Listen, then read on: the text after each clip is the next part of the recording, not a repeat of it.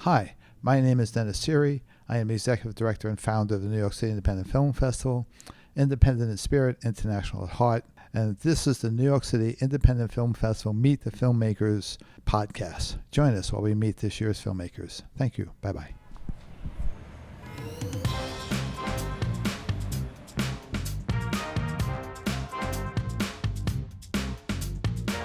Hi, this episode we're here with the cast and crew from the music video Moments. Welcome, guys. Thank you for joining us. Introduce yourself. Absolutely. And give us and tell us a little bit about yourself. Hey, hey, thanks for having us. I'm Max Guillen. I'm the director of our music video. I'm a writer director. Born and raised in Texas, and working in New York City and in LA. And that's my spiel. That's me. My name is Seth Clayton. I'm an actor and musician. I was the musician, the artist for the video, and you'll see my face in a lot of it. I also edited and built the projections and the visual effects that you see at the end of the video. Um, I'm Since Max talked about our roots, I'm from California, Santa Rosa, and now I live in Brooklyn. Um, yeah, do a lot of music and acting. I founded a theater company called Pipeline Theater Company, and we do lots of shows. We actually, well, by the time you watch this, our show will probably be over. So forget I said that. But yeah, lots of film, TV, musicals, music, all that stuff. Okay, great. Thank you, guys, and welcome. I guess we'll start with you, Maximilian. What made you want to be a filmmaker? Mm. Ooh, he's going straight for those juicy questions. Ouch! Oh, my heart. Um, I think at an early age, I was clearly drawn to the arts, music, films, books. I drew a lot, and I think I one of the things I wanted to do the most that kind of called to me the loudest was acting, and I did a little bit of that in high school, and I guess I was naive. I told my dad, "Hey, I think I want to be a." I said, "It's a little too hard to be an actor. Like, I don't think I'm good enough to be an actor. You know what? I think I'm going to be a director," thinking that it would be easier, and then I could step into acting afterwards, which is, not traditionally done, not typical. But at that age, what did I know? So, I didn't but know then, that. yeah, I thought I didn't tell you, but but then I realized that directing has a lot to do with a lot of, like, it's like a mosaic of all these things. Like, I love music, I love acting. It's kind of like you're playing with lighting. It's kind of like painting too. It's and you get to storyboard your shots. There was a lot about directing that kind of encompassed all these things that I really enjoyed doing. And so, yeah, I started directing in college and pursued it more professionally, after college.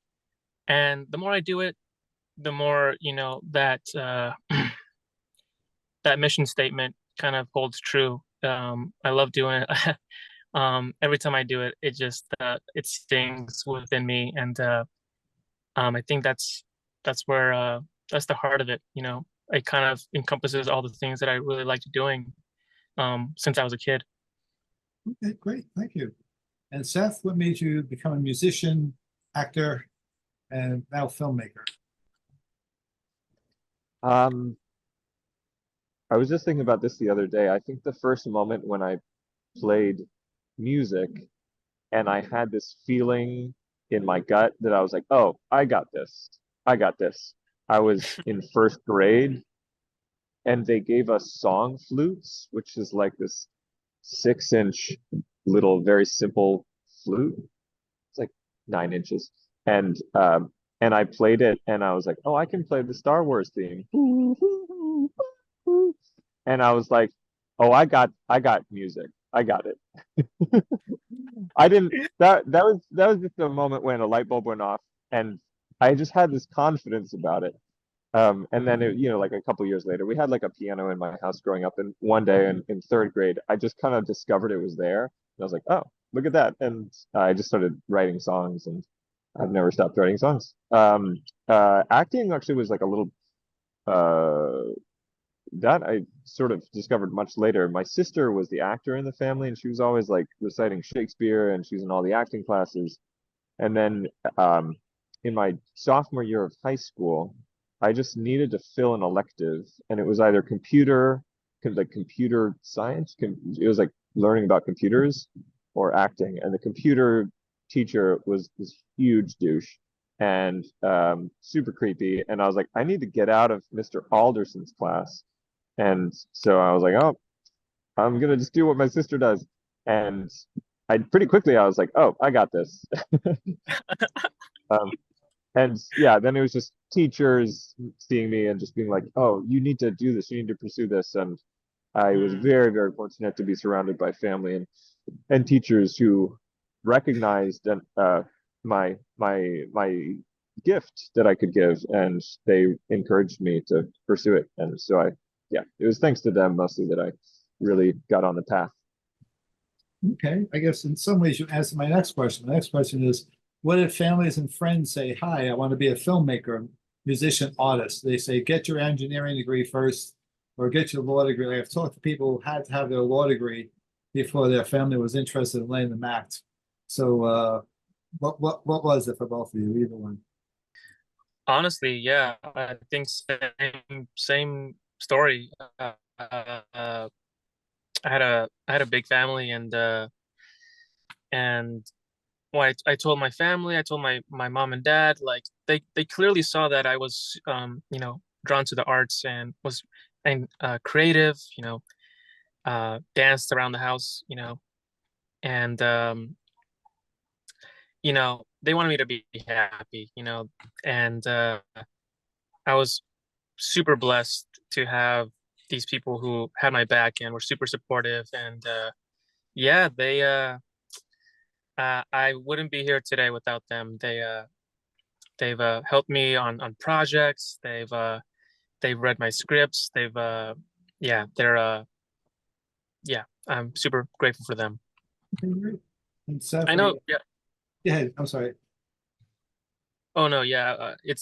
Yeah. Going back to what you said, like sometimes, especially with the arts, it's sad to see when parents or when family or a support group isn't in on what a creative or an artist uh wants to do. Like it's a bummer when that happens, and it happens often. Mhm. It does. Yeah, Seth, you kind of answered it, but go ahead. Just throw yeah. two cents in there. I yeah, when after you first asked the question, I was thinking the same thing as Max. I was like, oh, what is it's like it's so sad when um when some of my friends have had to, that they would come to the arts later because they had to support their family, or their parents really, denied them support unless they, like you said, got a degree first. That's sad, but having been out in this business for 15, 16 years, I also get it, I so my I kind of was going through a little, anyway, the thing in my head Yeah. about it, but yeah, I totally understand it. But it's a beautiful, amazing thing when a parent can see that talent and be like, all right, I'll support it if you want to do it. And my parents were very much like that. Um, Almost to a fault, I would say, but not to a fault. It's just my particular journey was just so many supportive winds blowing me forward, and Mhm. I owe so much to mentors and my parents. Um, yeah, and then eventually you realize you need to make money, and uh, Mhm. that's a different thing Different to. conversation. Yeah, exactly. Yeah. Okay. All right, great. So it sounds like both of you do. My next question is, you're in Brooklyn, so I guess you do, but do you have a group of your tribe of filmmakers, your support group? Do you have that where you live? So actually, the producer of our music video, El Carada, she, I just started recently going to a filmmaker happy hour that she does, which is, and she does it, I think, almost every week. So, yeah, that's something that I just started doing, which has been amazing. But yeah, I think I have my theater tribe. I think a lot more. I have a stronger theater tribe and just like general like actor um, Mhm. tribe than I do filmmaker, and I would like to find my filmmaker tribe. So I just recently moved to LA. And I'm kind of, you know, back. I'm kind of a freshman again, because I don't have my tribe here yet. I have close friends, but I'm in that process of like meeting new people and working on sets and helping out, not just asking for help, but like helping others on their shoots and figuring out ways how I could support others here in LA. Um, in New York City, though, like Seth is definitely in my support group. He is someone who I love collaborating with, and on our music video, Ben Hines, our AD, was fantastic. Sean Chow, our DP, Jonathan, our gaffer, Kevin Herrera, all these people that were on our music video, um, were were were great and They are really all came I'm from your tribe too. Like you really pulled from your tribe for our music video. yeah. And yeah, like the network that I had cultivated in New York City was and is still like it's still nice. It's still great to have. There we're not it's not like we're not friends anymore, but when the chance comes up to go back to New York City, it'd be great to hit those guys up again. And I think there's like a bank account of trust between me and my friends, my collaborators in New York. So I think I look forward to the next time I get to see them and work with them again. So yeah. Oh, all right. All right, I'll ask the next question of Seth. What made you make this particular song in this particular movie? This song and the music video were kind of an exercise in uh, impulse for me. I in the past I would write songs and make music videos in like a very I don't know kind of calculated, planned out way. Um, and with moments, it was yeah, it was like I had insomnia one night and I was lying in bed with my wife and I just had all these flashes of these moments between us um, that have I don't know, there's a kind of magic with a magic you find in the mundane Mhm. moments with the people you love that suddenly just kind of cut through all the the noise of life and just sh kind of show you how amazing life can be and Mhm. why why you're living, why it's worth it. And I just had that thought, and I was like, I'm just gonna follow that right now, and wrote the lyrics. Woke up the next morning, wrote the music, and it was pretty much done. Um, and a couple months later, she and I were on vacation, and I was like, I want to make a music video for that song. And I didn't know yet what it was. Max and I found out a little bit later together, but yeah, the reason that I did, yeah, to answer your question, it was just something that came to mind, and I was like, I'm gonna make a decision just follow that, trust that, make it happen. Okay. And when he came to you, Max, you just sort of went, I'm on board, or did you have to think about it? How was your process? Seth Seth is a really good friend. We've been friends for a while. So when he came up to me, hey, I have this song and I'm looking to make a music video. Um, I was I was pretty much on board from the beginning. Um, we listened to the song at a cafe, and talking with Seth is always like he centers me. But when we talked through this song, I was like, it's it was kind of like fireworks. Like we were bouncing back and forth ideas, and it was kind of like it was exciting to be to get those creative juices flowing. And I don't know, I don't. It's hard. That's very rare. It's very rare to find someone who can speak with you on that kind of plane. And I was walking home from that cafe later that night when it closed, and I felt it felt right. Everything felt right with what we had been talking about, and from day one, I was just really excited to be a part of it, and I was super thankful for him. Okay, cool. Right now, this question I want to kind of combine. What was the hardest part and what was the most fun part of making this music video? Early on, I think we realized the song is very fluid. It's and we thought that we felt that a one take of all the action would fit this song just right.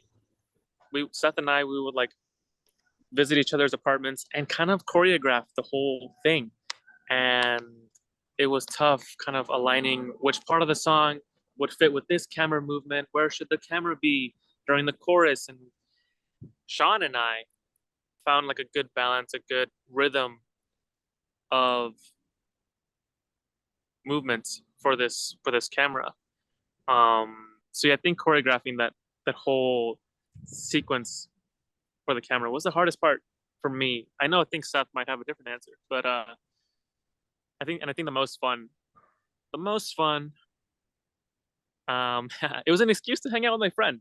It was an excuse to just shoot the shit. And on the day, you know, you have your network, you have your friends, you have people who are, you know, are there for you, and that felt great. It feels great just working with your friends. That's like the most fun part of it. Okay, great. And Seth. The hardest part and the most fun part um, were probably within within 2 hours of each other. I was really sleep deprived when we shot because it took a long time to finish the projections, uh, and I was really sleep deprived and was losing weight. And then we were on set, and I still had to finish some stuff on the computer. um, and then we started shooting, and we were on schedule for a while, and then we weren't on schedule. And there were some moments when you know, you have to make difficult decisions, and we didn't end up sort of sacrificing this one element that we wanted to have in the music video. But there were moments where like we got out the chopping block and we're like, all right, we're running out of time. What do we chop off? And I was trying to be like, no, don't chop that. Okay, we can chop that, but we can't chop this, and trying to fix things on the computer. And um so that moment, that like period where we were running late and things were having to get sacrificed was really difficult. Um, and then we got into a rhythm, and we would almost get through the entire oneer, and we wouldn't, but we would fix it, and then someone would be like, "Oh, I can hold that. I can run around while the camera is circling around you. I can pull that rope. I can do that." And we were solving problems, and then when we got through our first really good take, and that's the take that we chose, and when we finished that take, it was incredible. Everyone was shouting. It was the coolest feeling. There's like when a film collaboration, especially with a one take shot, goes well, it's film, it's theater, it's an event that you Yeah. plan, it's you gave birth. It's like it's so electric and exciting. And when everyone is working their asses off to make that shot happen, God, that was the best. Great. Okay. Um, I guess this is also the both. When you're working on a project, all right, and you're done, you put it out into the world. Are you the kind of film maker or musician that can sit there and say, okay, that's done. I see a couple of mistakes, but I'll fix them next time around. Or you obsess over, I shouldn't have done that. I should go back and redo that one day. Which way does your did you deal with it? In general, like it's really easy to get down on yourself and be like, oh, I messed that up, or this could have been better.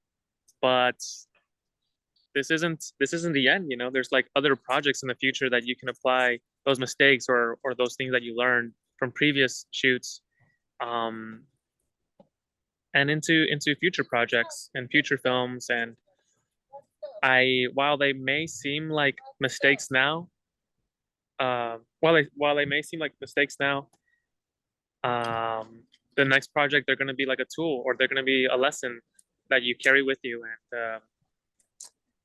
And yeah, that's how I'm trying to see my mistakes or my lessons.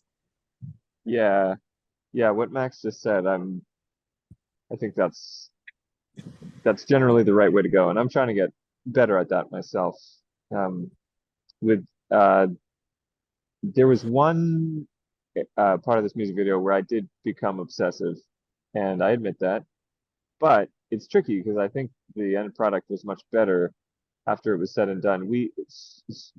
There's a dance sequence at the end of the music video, and we shot it live in front of a projection, and it was pretty good, but I felt really strongly that it wasn't up to the standard of the rest of the music video. So I came to Max after I started editing, and I said, I think I have an idea for this ending dance sequence. And he was like, I don't know, man. Like, I think it's pretty good. And I was like, I think it's could be better. And we ended up getting together, just he and I, and sort of um, reshooting just this ending, and then um, there was lots of editing that was involved, and yeah, I don't know, Max. Do you think it was worth it?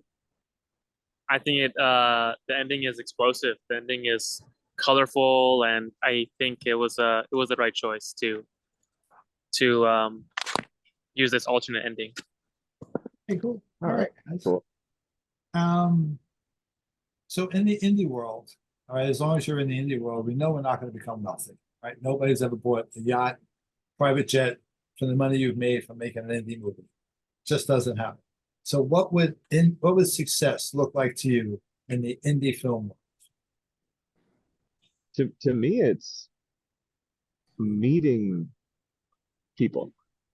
To me, it's sorry, there's a siren over there. To me, it's connecting to people through film festivals like yours, um, connecting with people who are going to be your tribe and keep you moving forward onto the next project.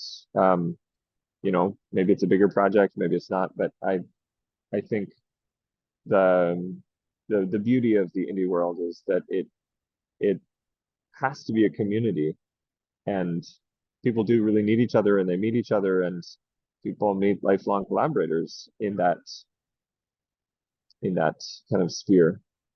So yeah, to me, it's all about community. Okay. I totally agree. I think it's also about finding your voice. Um, for a long time, I thought I wanted to do this genre of movie, and think later on I started to realize, this doesn't really make me as happy as this right here. And I think it's just finding that and figuring it out. Figuring out what makes your heart sing. And yeah. Okay, cool. Thanks, guys. All right, I guess this is about the last question is, so somebody comes along and goes, hey, Uncle Max, or hey, Uncle Seth, I want to be an indie filmmaker just like you. What would you say to them? What would be your advice, or what would you say? I'd say, Bobby, I'm not an indie filmmaker. I'm a Hollywood star. Get it right. Because that's what I will be. I'm just kidding. I'm sure you will be, but I'm just saying, Max, Max, you want to go or should I go? I think listen, Bobby, you should just keep doing it. What are the resources that you have with you right now? Do you just have an iPhone? You don't have money for a Red or an Alexa or whatever? Just use your iPhone. Just go take pictures. What do you have that's in your pocket, that's in your room right now? And go make a film about it, or go make a film with your friends. You don't need the resources of NYU or film schools, or yeah, they're nice, but I believe that you can make good films, get creative, find your voice with the resources that are in your room. And the more you do it, direct once a week, direct over the weekends, or once a month, exercise that creative muscle. And when you do have those resources, when you do have a better camera, a budget, now your skills and your talent will be at that level, at that 10K, 20K, millions of dollar level. So I would say, just use the resources that you have and keep doing it. okay, great. Thank you, guys. That's it for my questions. Is there any statements, any final words you want to say? Anything? It's up to you. You don't have to. I'm so excited to check out the festival and to meet everyone in June. Yeah, I'm so excited to connect and see all of your movies. Yeah, Okay, great. It'll be fun. and thank you so much for putting it all together and doing this. Oh, you're certainly welcome. Max, you want to say any last thing before I turn off record, or? Just thank you so much for squeezing us in and for giving us a platform. I'm also excited to meet new people and see really great films.